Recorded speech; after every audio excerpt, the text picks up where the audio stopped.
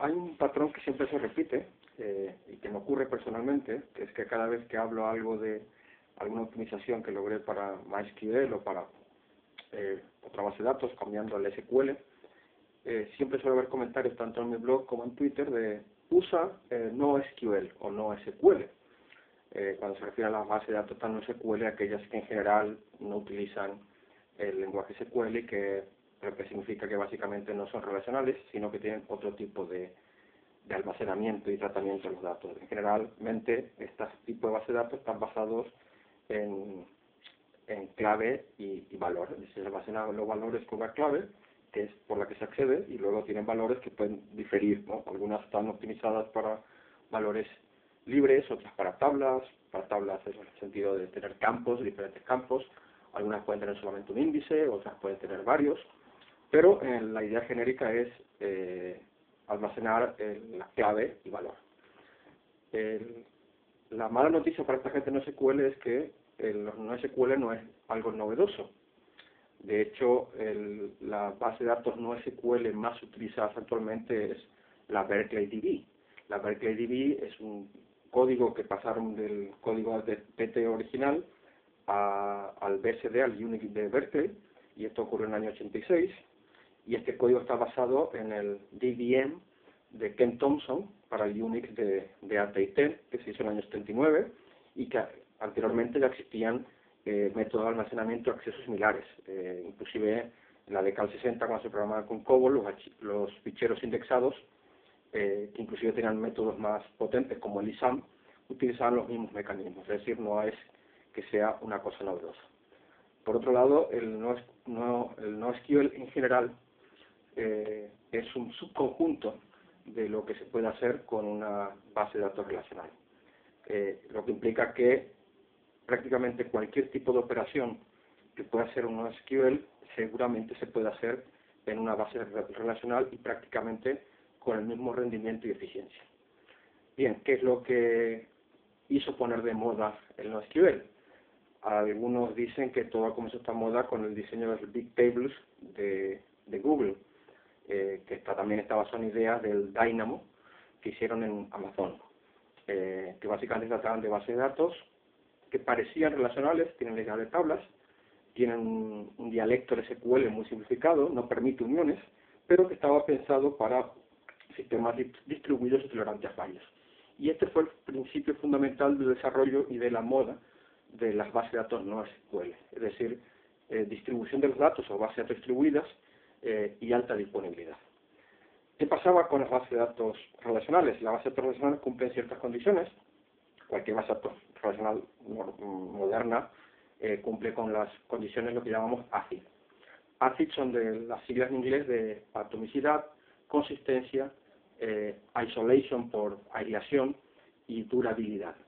La atomicidad significa que cuando se hacen operaciones que normalmente involucran, por ejemplo, la actualización de diferentes filas en la base de datos, se hacen todas a la vez o no se hace ninguna. Consistencia significa que la base de datos pasa de un estado consistente, donde todos los datos que son accesibles son consistentes, a otro dato que también es consistente. Isolation es que mientras se están haciendo operaciones de lectura-escritura que todavía no han sido committed, es decir, no han sido marcadas como final de la operación, que es lo que se necesita para la atomicidad cuando trabajáis con transacciones, estos datos que todavía no han sido committed no son accesibles por otras operaciones. Y durabilidad es que cuando un dato se considera, o los datos se consideran committed, o sea, final de la transacción, esos datos no se pierden. Esto lo vemos con cualquier base de datos relacional moderna, y que implica que la base de datos, lo que es la máquina, el motor de la base de datos, pues tenga que hacer operaciones adicionales complejas. Por ejemplo, el hecho de que gestionar transacciones, pues implica que tenga que tener copias diferentes de datos, que serialice esos datos, que marque versiones, que tenga ficheros de logs, y solamente cada operación se guarda en un fichero de log, se tiene que asegurar que eso está en el dispositivo guardado, y una vez que está guardado, solamente en ese momento se marca la operación como correcta y se devuelve al cliente que hizo la operación como finalizada. Es decir, tiene un sobrecoste importante para asegurar este tipo de operaciones. Claro, actualmente donde trabajamos con muchos datos, con muchos usuarios, que los usuarios, sobre todo en temas como redes sociales y esto, lo que hacen es subir muchas fotografías, comentar, texto, etcétera, etcétera, pues utilizar una base de datos relacional es problemático. Pero no es problemático porque las bases de datos no permitan hacer este tipo de operaciones y no lo permiten hacer eficientemente. De hecho, si usáis InnoDB en MySQL es una obra de arte de la ingeniería de software. Está muy bien hecho, es muy eficiente.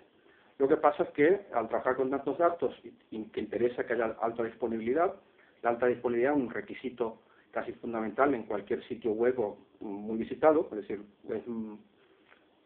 se da prioridad al hecho de estar disponible el sitio, más que los datos sean consistentes hasta el mínimo detalle. Es decir, ¿qué pasa si yo subo una foto y otros usuarios en Facebook y otros usuarios no lo ven? Pues no pasa nada, ya lo verán, lo podrán ver luego, o si no dejan de ver una foto, pues recargarán la página y la verán.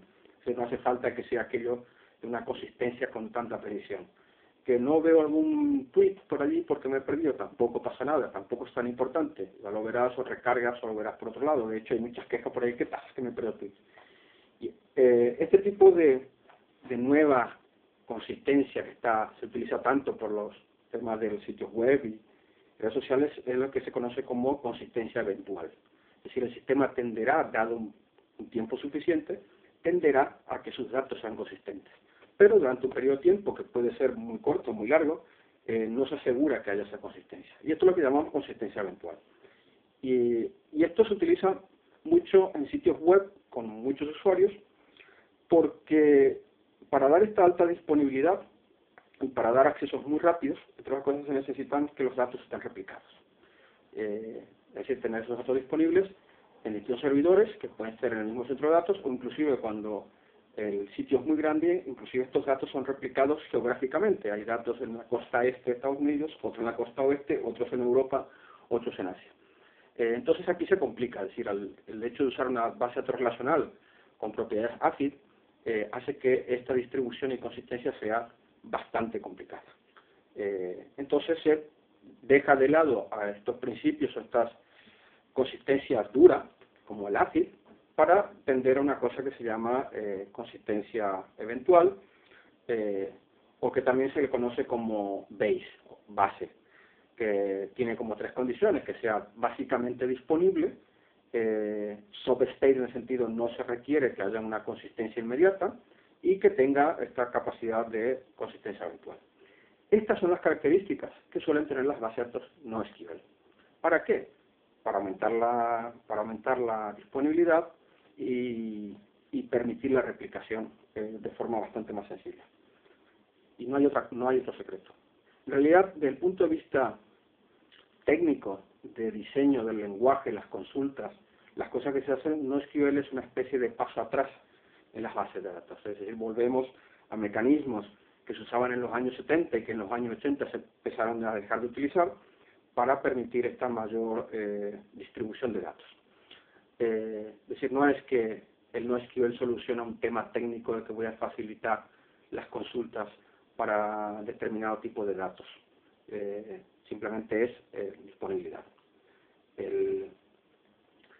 Entonces, muchos de los comentarios son, por ejemplo, yo comenté que hace varios meses que tenía un problema, que sabía que existía el problema, no era tan grave, porque era una parte bastante poco usada en general, porque solamente lo usan pocos usuarios en NeoMe, que es que los usuarios pueden ver sus conversaciones. Tú puedes ver las conversaciones, quienes les responden en notas o quienes les responden en comentarios. Pues claro, las suelen utilizar solamente aquellos que están comentando en NeoMe, que no sé si llega al 2%, al 1% de los usuarios globales que están accediendo.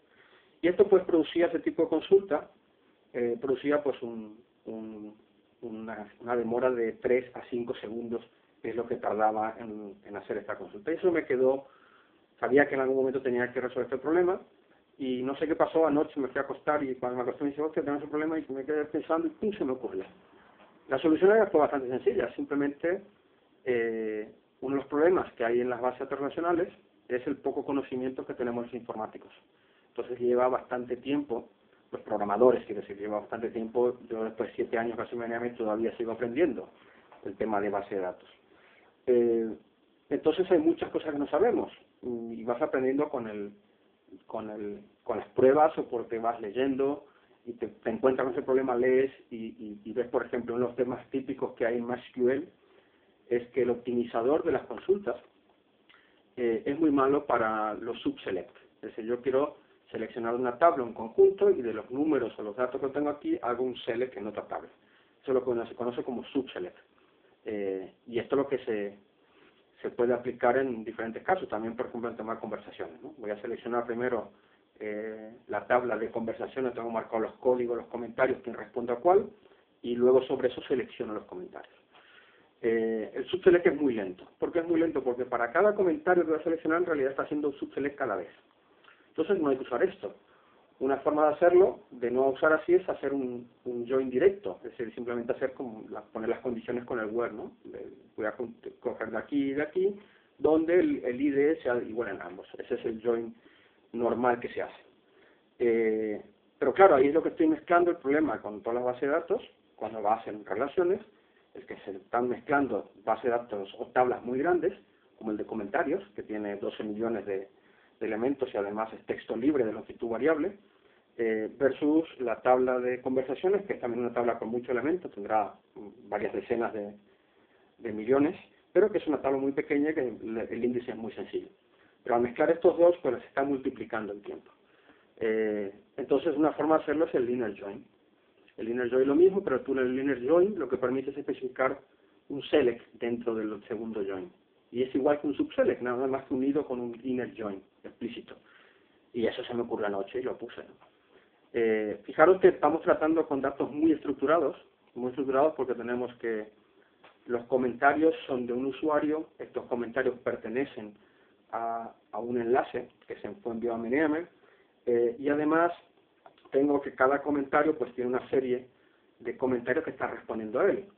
Pueden ser uno o varios comentarios. Es decir, en realidad hay una estructura muy clara de datos.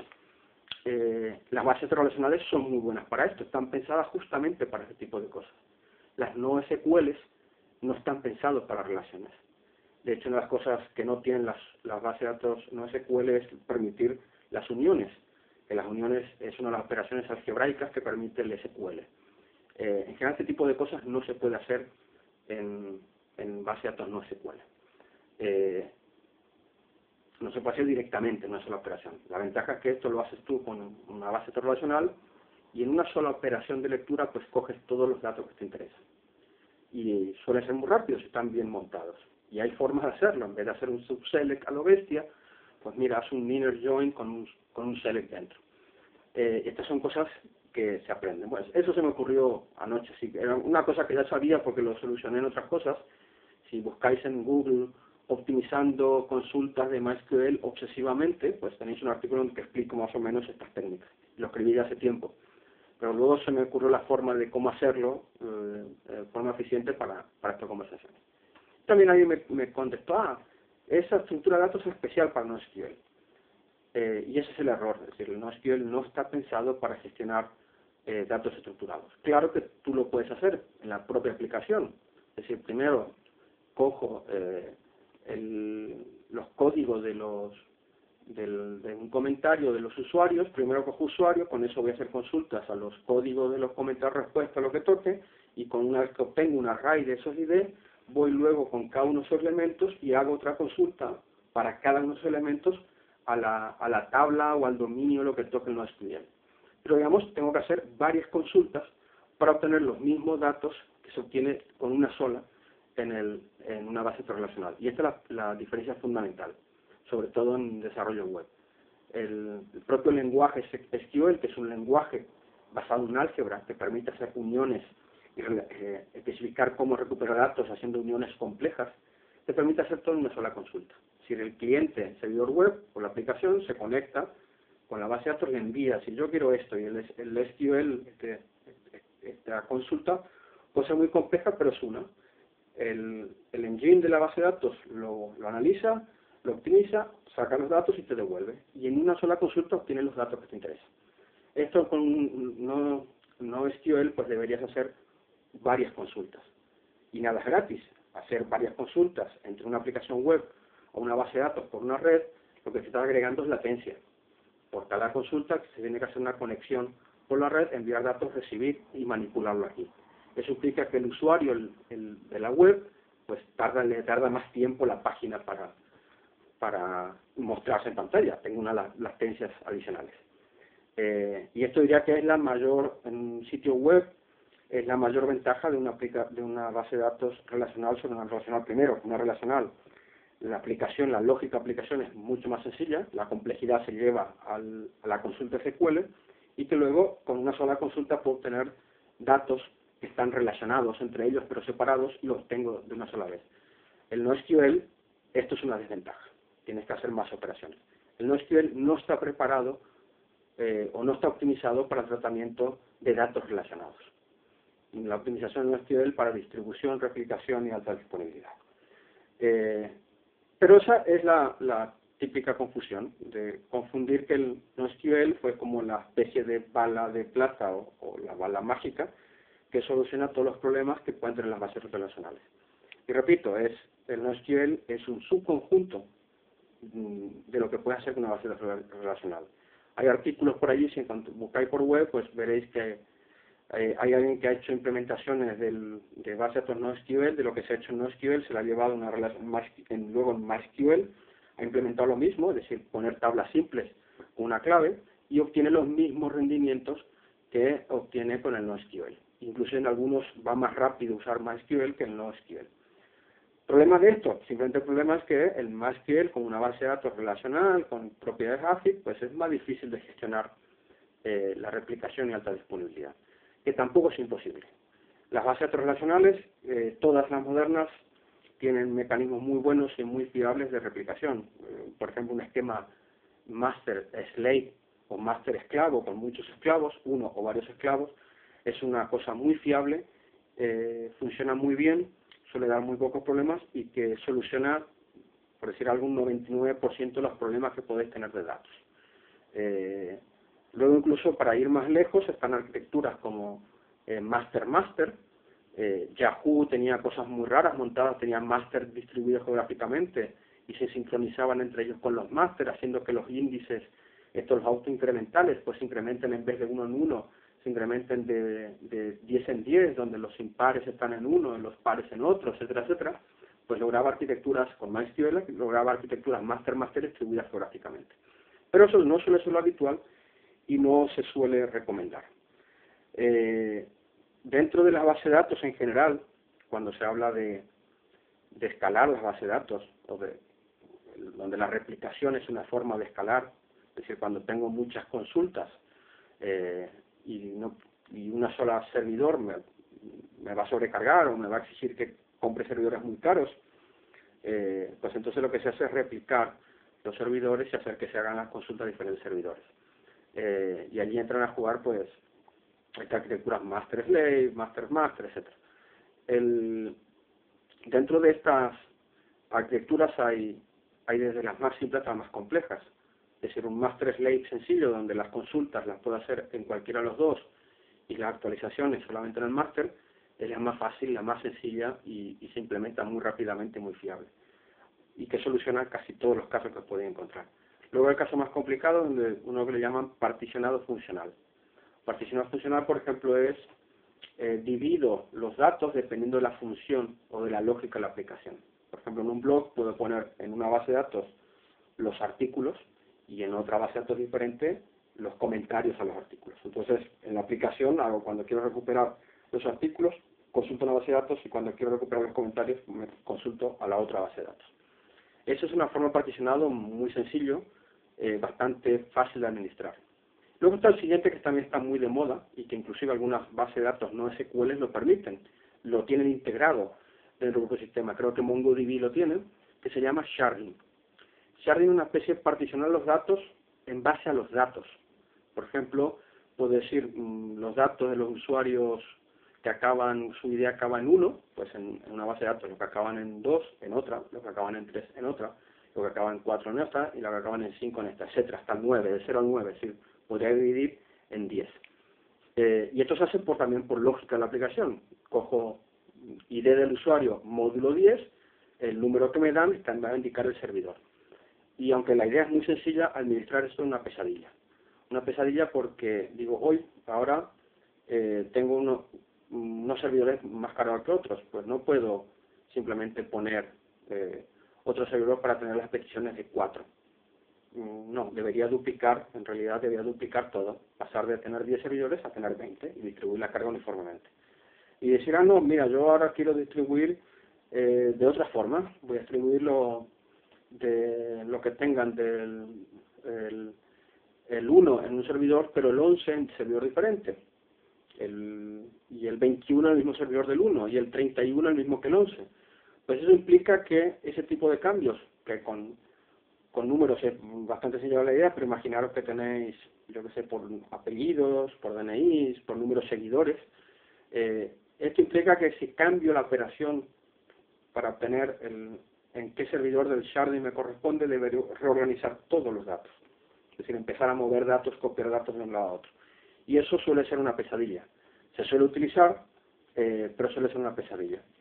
Y hay bases de datos no SQL, como el MongoDB, casi seguro, que los permite este tipo de cosas. Ahora, ¿qué pasa si falla? Pues llevar un dato consistente, todo aquello es complicado. Entonces, como resumen es, si tenéis muchos datos estructurados y no tenéis problema de replicación, las soluciones estas de particionado o de master slave solucionando un problema, ni lo pienses, utiliza una base de datos que permita gestión y manipulación de datos estructurados, una base de datos relacional.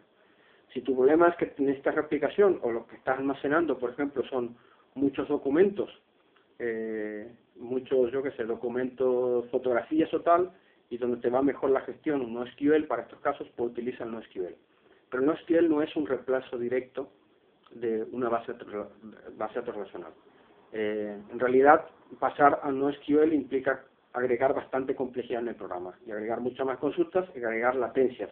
Cuando las consultas son sobre datos estructurados, yo que sé, en el caso de Meneame, tengo que los enlaces, pero los enlaces pertenecen a un usuario, y luego el enlace pertenece a una categoría, esto a su metacategoría, el enlace tiene N comentarios, donde los comentarios también pertenecen a usuarios, y luego cada comentario y cada enlace además tienen votos, y que pueden tener muchos votos. Esto, gestionar todo en NoSQL, me generaría mucho más complejidad en la aplicación, y además mucho más latencia.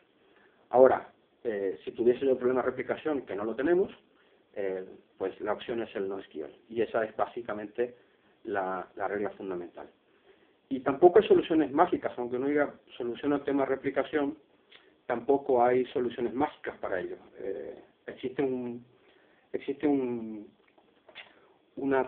teorema que se llama el teorema CAP, que fue escrito a mediados de los 90 como una conjetura, y luego ya existe el teorema, se conoce como el teorema CAP.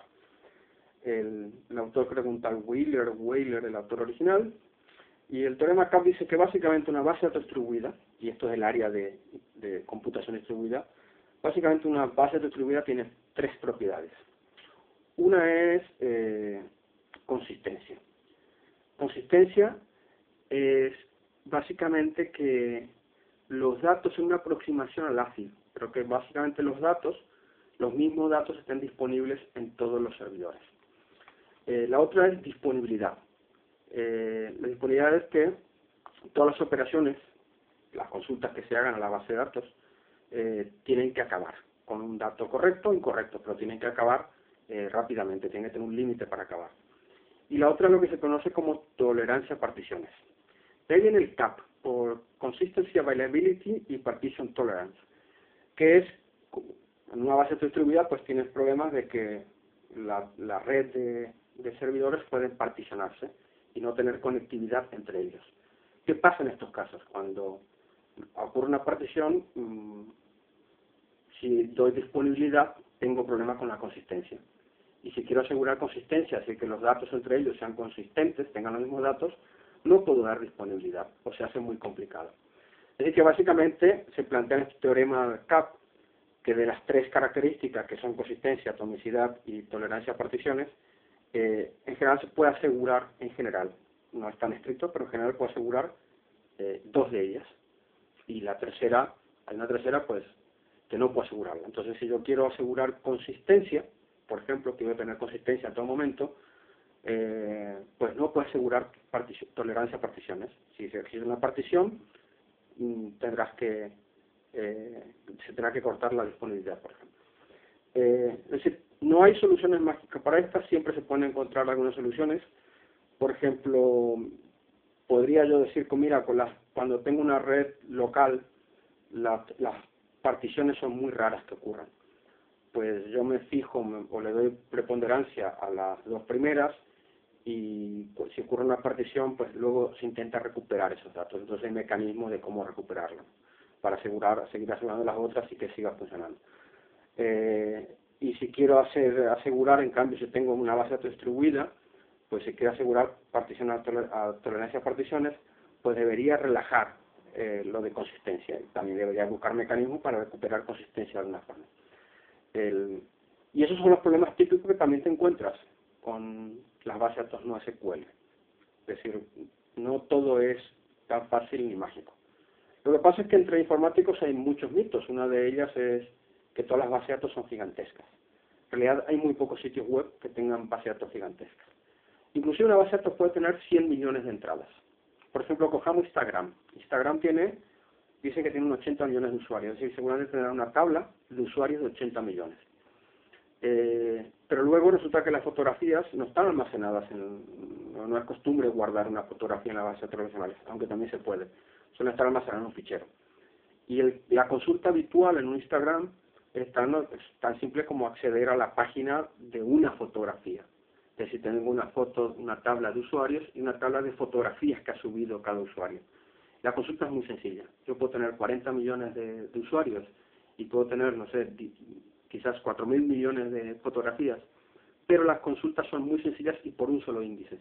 Nombre de usuario o ID del usuario y el código fotografía. Entonces, aunque en principio la base de datos parezca grande, en realidad es grande de muchas filas, pero son muy pequeñas y las consultas son muy sencillas. Eso seguramente se puede solucionar muy fácil con MySQL y con una réplica MasterSlave. Y seguramente lo más probable es que sea así, o que haya comenzado así, o que haya estado así hasta hace muy poco tiempo. Si no existen grandes problemas con esto. Es decir, el tamaño de la base de datos no solamente es el número de filas, sino también qué tipos, las combinaciones que se pueden hacer en las consultas. Entonces, tendría sentido que en Instagram, por ejemplo, donde lo típico es usuario y fotografías que ha subido su usuario, y otro que va creciendo muy poco a poco los seguidores que tiene, no tiene sentido de entrada como sea con NoSQL, difícil de justificar.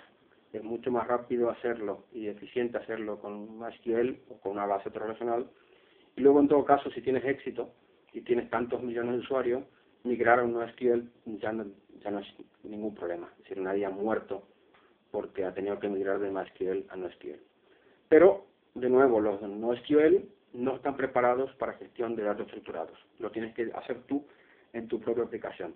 Casi ninguno. Uno de los NoSQL más conocidos, más populares, es el Bigtables de Google. Si habéis trabajado con el Google App Engine, y yo he trabajado con eso, veréis que él tiene una especie de SQL muy sencillo que no permite uniones. Es decir, el lenguaje de consulta es muy similar al de SQL para facilitar que uno se acostumbre rápidamente, pero no permite unir tablas. Entonces, lo que tiene son mecanismos implementados además, muchas veces dentro del propio lenguaje, dentro del Python o de Java, que tú, cuando tienes una clave de un objeto en una tabla, automáticamente luego te genera una consulta que no es explícita en el programa, pero genera una consulta adicional, y que eso agrega latencia, y que en general las bases de datos distribuidas por sí mismas, por estos problemas del CAP, lo que comentaba, tienen un poco más de latencia, y además se introduce más latencia por estas consultas adicionales a la base de datos. Nada, como resumen eso, no estéis confundidos. NoSQL no fue diseñado, o las bases de NoSQL no fue diseñadas ahora, son bastante viejas. En los años 70 ya había versiones, de hecho la más usada que tenemos ahora, la BerkeleyDB, fue programada en el año 79, el código original en el año 1979 por Ken Thompson. y todas las demás están basadas más o menos en el principio clave y valor. Y estos valores pues pueden variar mucho entre ellas. Algunas bases de datos no SQL, por ejemplo Redis o Memcache, está pensada para guardar en memoria. Claro, es muy rápida porque guarda en memoria. Pero es un paso atrás y no está guardando, no guarda las mismas propiedades, no es durable, no se almacena en disco ni nada. ¿Tiene mecanismo para almacenar en disco? Claro que los tiene, todos los tienen. Pero este mecanismo de almacenar en memoria RAM para que sea mucho más rápido también suelen haber en las bases relacionales, que son las tablas temporales en memoria, o las tablas en RAM. De hecho, en Meneame, por ejemplo, todo lo que es la Cisgona, que es la parte donde podéis chatear y esto, está hecho en una tabla de memoria, porque no hace falta guardarlo, pues está en memoria. Es decir, hacen casi lo mismo, tienen las mismas propiedades, todo lo que puede hacer un SQL lo puedes hacer en una base relacional. Lo que pasa es que las bases relacionales tienen muchas más propiedades, te aseguran otras características que a la hora de distribuir, pues es una putada. Por eso se simplificó, se empezó a quitar cosas. Pues olvídate del ACID, olvídate de tal cosa y si te olvidas de toda esta característica, pues se nos hace más fácil replicar los datos. Y eso es básicamente lo que se hace con NoSQL. En general, desde el punto de vista técnico de qué es lo que hay que implementar en los motores, es prácticamente un paso atrás, desde el punto de vista de consulta, no desde el punto de vista de replicación y alta disponibilidad. Bueno, espero haber aclarado más o menos y me servirá como cita que alguien me diga, migra tal a NoSQL. Si quiera preguntarme para qué o qué estoy haciendo, pues le pasaré este vídeo como cita.